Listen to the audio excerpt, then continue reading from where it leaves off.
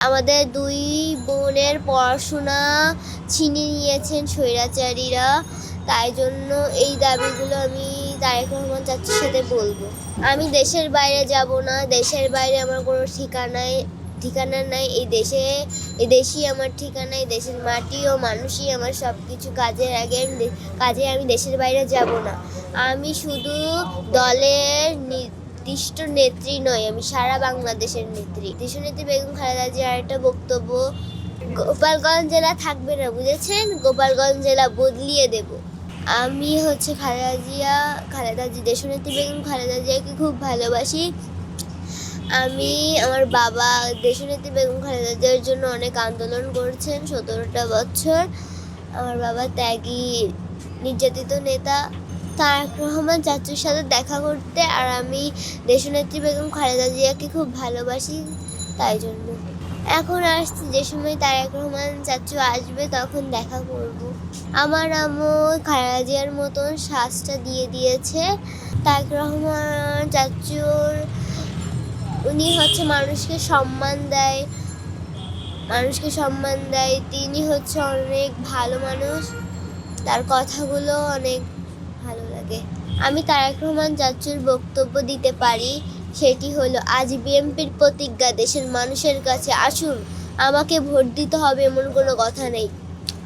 আপনার ভোট আপনিই দেবেন, যাকে ইচ্ছা আপনি দেবেন, কিন্তু আপনি আমার হাতকে শক্তিশালী করুন, আমাকে সহযোগিতা করুন, যাতে আমি আপনার ভোটের অধিকার প্রতিষ্ঠা করতে পারি।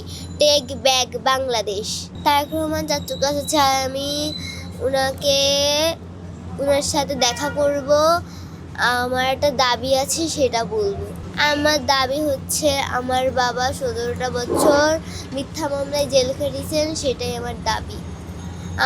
আমাদের দুই বোনের পড়াশোনা ছিনিয়ে নিয়েছেন স্বৈরাচারীরা, তাই জন্য এই দাবিগুলো আমি তারেক রহমান চাচ্চুর সাথে বলবো।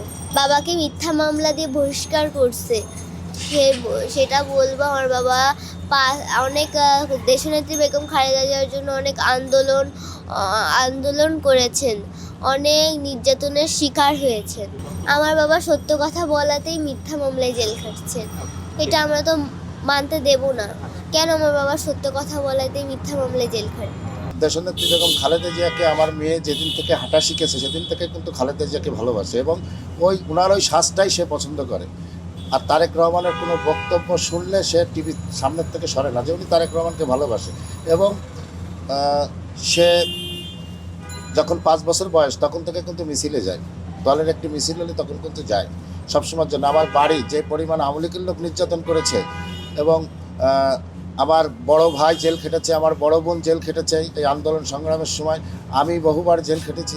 তা আমার অপরাধটা কী ছিল যে আমাকে বিনা কারণে আমি একটি আওয়ামী লীগের বিরুদ্ধে বক্তব্য দেওয়ার কারণে আমাকে বহিষ্কার করা হয়েছে।